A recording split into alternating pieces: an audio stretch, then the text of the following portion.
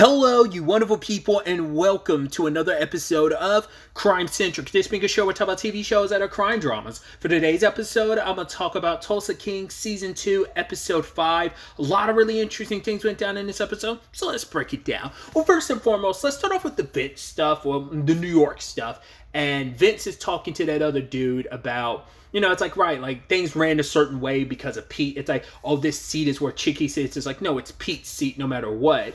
But then they kind of bring up and broach the conversation of, liquor can kind of bring out the truth in people. So, and Vince is like, okay, so we talking about what Chicky said last episode. What are you talking about? It's like, well, what do you think he meant? It's like, I think he's implying he killed Pete. And they're both on that same page. It's like, well, what do we do? It's like, once again, regardless of it all, it's like there is a thing of taking power and stuff like that, but I think that only applies when it's not within the family. So, like, if Chicky stole the reins from someone that was outside of the family, then, like, okay, you took what was yours, you felt like you were owed. The difference is it's your dad, and Pete was beloved. Everyone loved and respected Pete. So to know, like, this is a patricide thing of, like, you took the reins by killing your dad, that's a whole new low.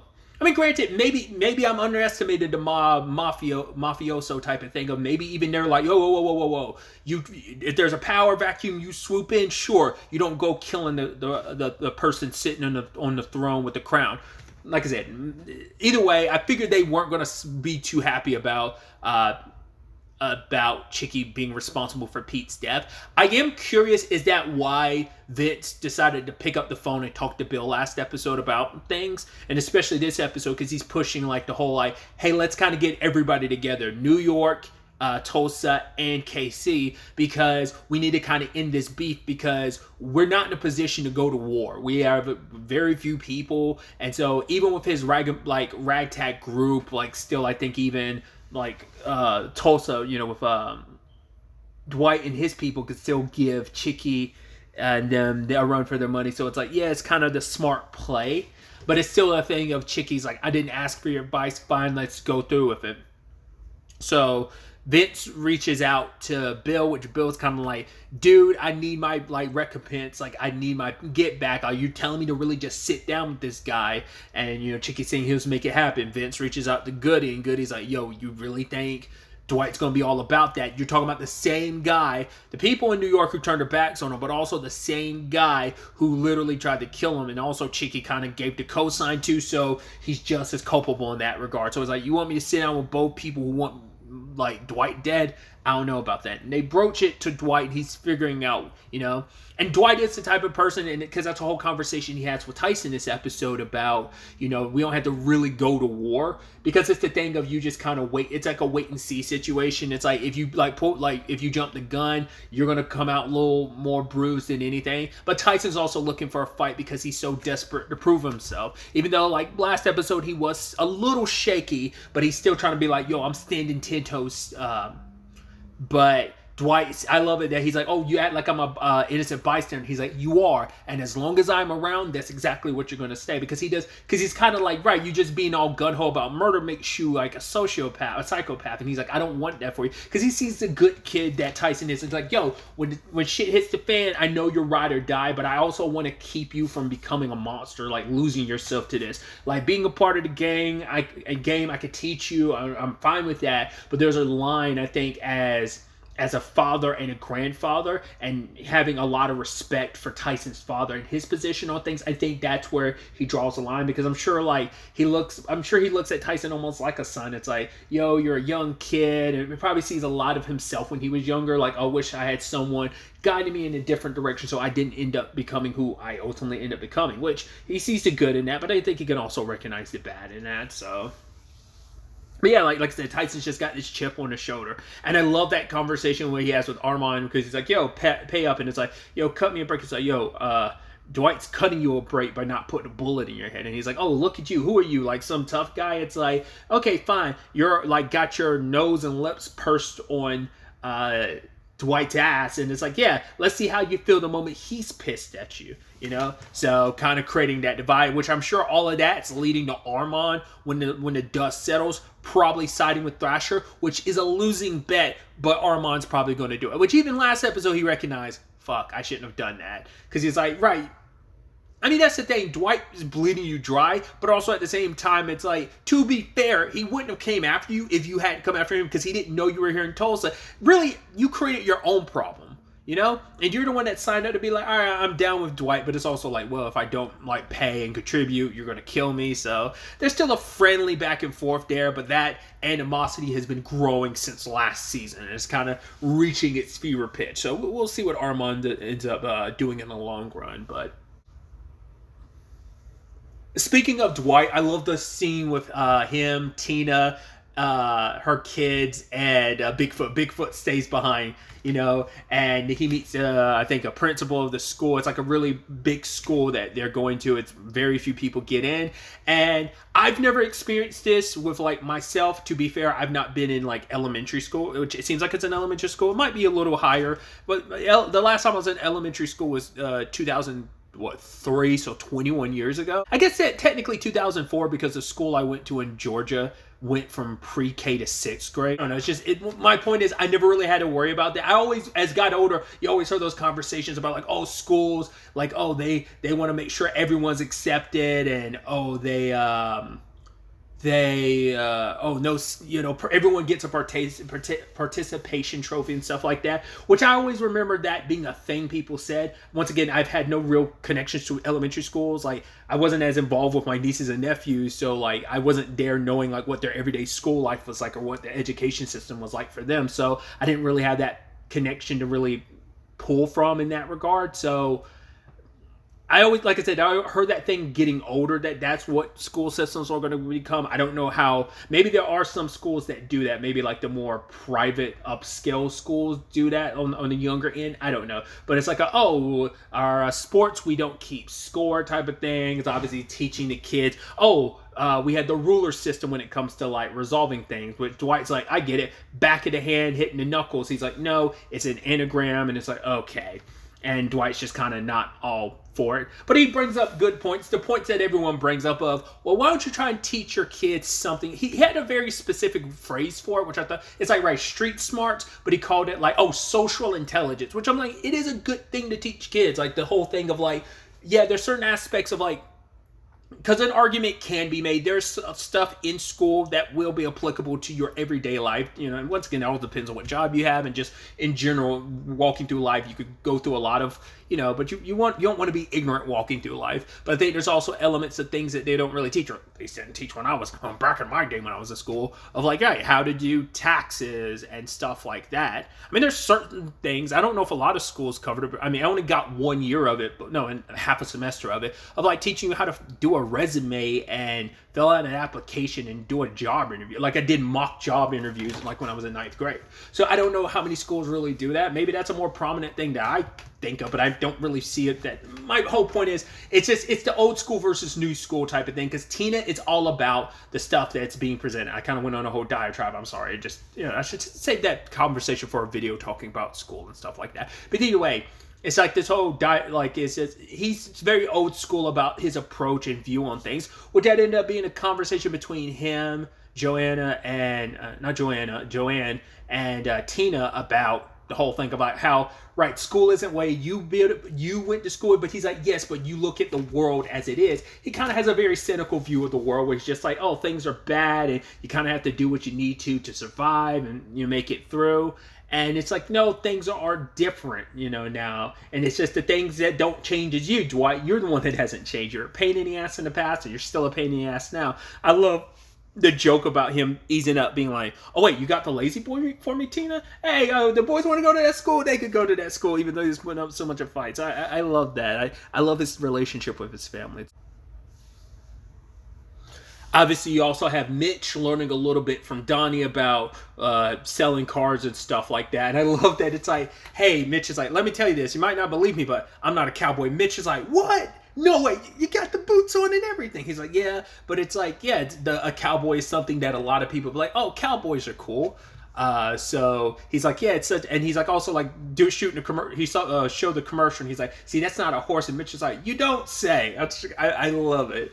Because they're trying to come up with an idea for the name of the place. And I love Tyson came up with one, but it's like, yeah, but that's a little too on the nose. We're trying to be below radar. But then Bigfoot's like, but it's a good name. And him and Tyson dap up. And even Dwight's like, no, it is a good name, but we need something a little else. And so Mitch is supposed to also start airing like in the commercials and come up with a little jingle for it. So it's definitely going to be interesting to see what that all ends up being. What was it that Goody came up with? Auto Heaven, and it's like, so this is the place where cars go to die, and it's like, yeah, I could see that being twisted against you like that.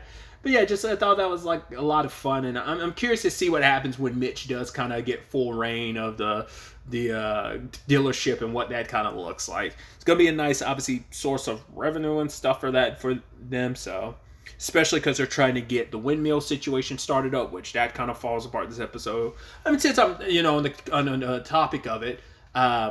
Dwight has had a lot more. I mean, well, he's been like having back and forths with Cal for a while now, and he even goes to see Margaret, mainly like to ask her out on a date. He's like, "Oh, your hair is so beautiful. It's what poets write about." And she's like, "You already said that to me." He's like, "Is it not working anymore?" She's like, "No, it still works." And I was like, I love that. So, those two are so cute together.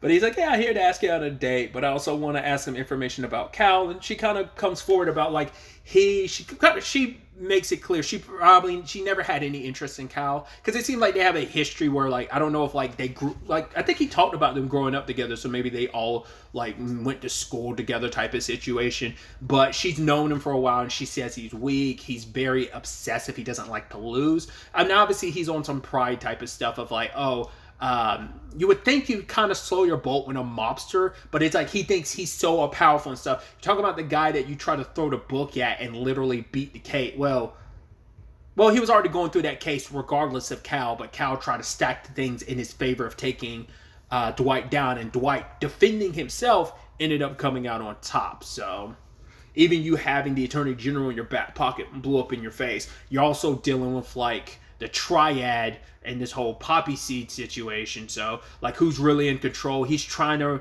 like be like, yo, this is a partnership. He seemed a little shooken, but I guess it's kind of a thing of, it's not like, oh, I was shook. It's more like a, damn, I can't believe you just casually blew those people's heads away because I was trying to make a point. And that's kind of an issue, because now that's bodies we have to dispose. I'm like, I don't know if you were just going to like beat them or torture them in front of people without killing them just to prove a point. I don't know what Cal's end goal was to those quote-unquote thieves last episode that they caught. Either way, Cal rose up and he ends up talking to, Dwight.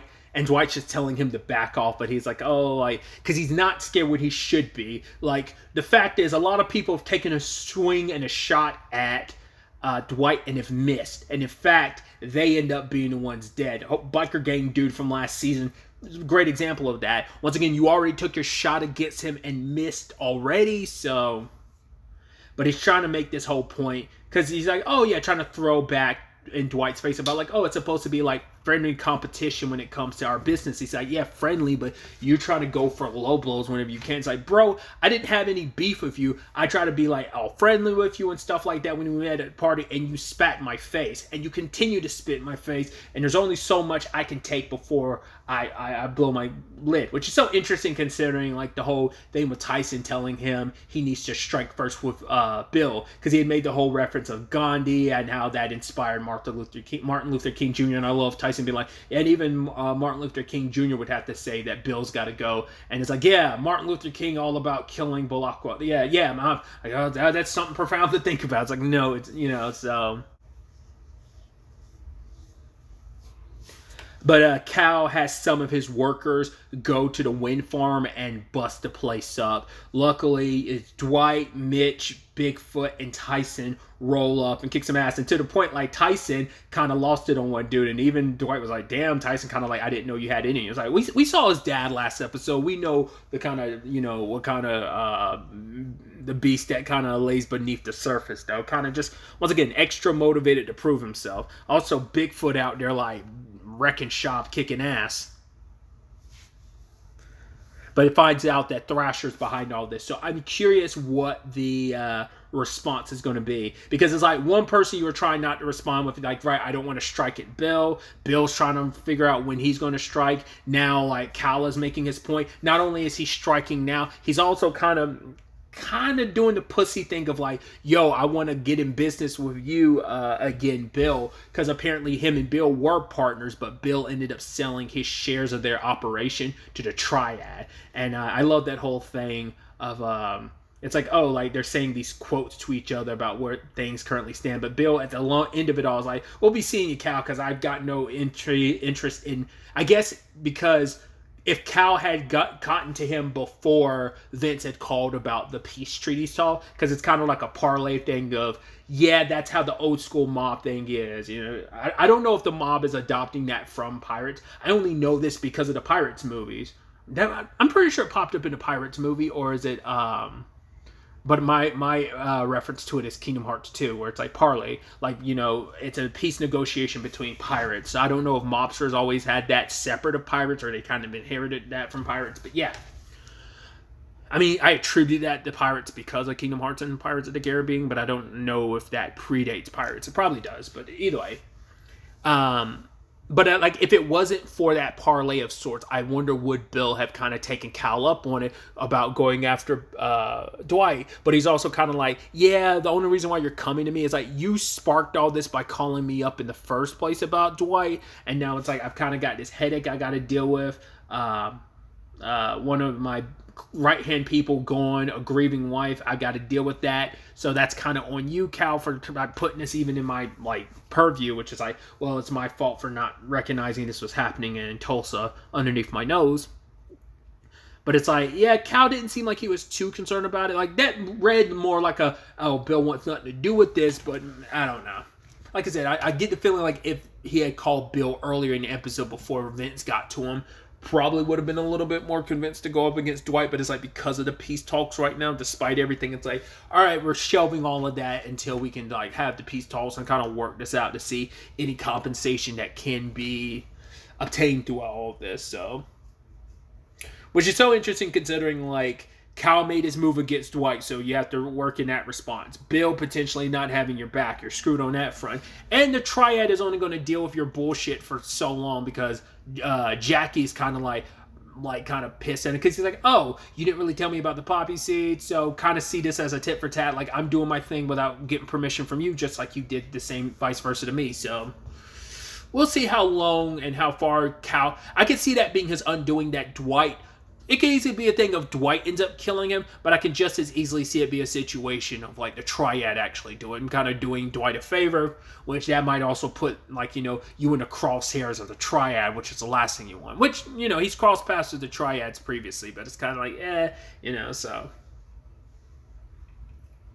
I also love Cal being so petty that Dwight's on his date with Margaret, and it's like, oh, he ordered the second best bottle here, and Dwight's like, you know what, actually, since the tab is open, bring us 2 of the best bottles ever that are like $6,000 each, and also bring one to that lovely couple over there. If I was him, I would have ran it up even more. He was like, you know what, bring us all the bottles, share, like we could share this around with everyone into the restaurant now. But it's kind of sweet. I mean, it's a middle finger to Cal, but it's also kind of a nice thing to kind of send a gift over to that young couple. So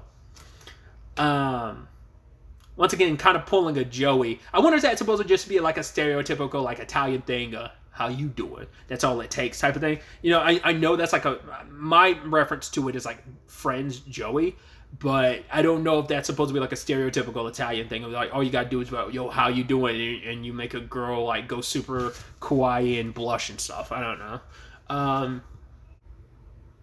I thought it was kind of interesting where like Dwight wants to ask about Margaret because he's like, yeah, you are kind of an enigma. I don't really know much about you. But before they could even continue that conversation, Cal kind of got in the middle of that, which once again, he likes her and he doesn't want to lose her out to anyone, even though like she has zero interest in him and is all about Dwight. I am curious at what there is going to be about Margaret. Maybe there's going to be a more buried secret. There's going to be a more to her. Or maybe she's just kind of a very like, hey, I'm a personal person. I don't talk too much about myself. Because I'm like, we don't really know anything about her, do we? I don't think we do. But we probably learned something in the last season that it's been a hot minute, so I might be blanking on anything we might know about her. While Bodie was with Jimmy dealing with the whole wind turbine situation, which I love that conversation about, like, he's like, oh, it's a stereotype about, like, indigenous people not being afraid of heights. And Jimmy was like, no, we are. It's just the fact is that it's like we were kind of forced to, like, oh, like, people gave us jobs in higher up locations. And it's like, oh, like, were we not afraid? No, we were. But it was either choosing, like, to be, surrender to our fear or end up starving. So it's kind of like a necessity type of situation rather than I thought that was kind of an interesting conversation. But at the same time, Joanne is at the shop and she's bringing up suggestions of, well, why don't we include snacks here? When people get high, get the munchies type of situation. So, because we also heard from Grace's episode being like, oh, when you get the wind turbines and stuff going, like, can I work at the wind farm? It's like, have you ever worked at a wind farm before? She's like, no, but I have worked at a farm. And it's like, I think it was Jimmy that was like, I would have never guessed you were the work at the farm type. And she's like, yeah, I was all about that.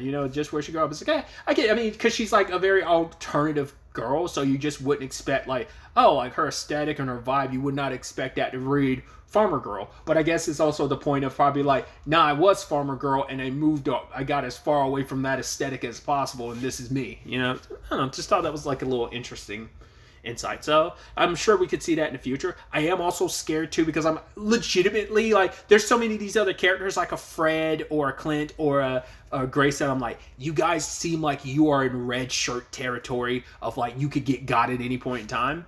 Because they haven't lost anyone on their side yet, but it's like that. It's that mafioso mob gang stuff. It's only a matter of time. It's like, oh, it's all fun and games, but it's eventually it will. Like, because I'm legitimately trying to think. I don't think they've lost anyone on their side yet, but I could be mistaken. So, but it's just a matter of time. One of the heavy hitters could go to. It could, like I said, I could see a Tyson Dane, but I feel like if it's going to be anything Tyson related, it's going to be his dad most likely. But like I said, a Grace, a Fred, or Clint, like they feel like they're in range to be the most likely to get got, and it's going to be sucky when it happens because I feel like it's not a matter of if, it's only a matter of when. But just throwing that out there, sadly. So, but yeah, some interesting developments all across the board. I'm very excited to ultimately see where all of this ends up taking us going forward into the next episode. But really, that's all I want to talk about. To the next time we meet, be happy, be safe, live life to the fullest, and enjoy it. Good day and goodbye.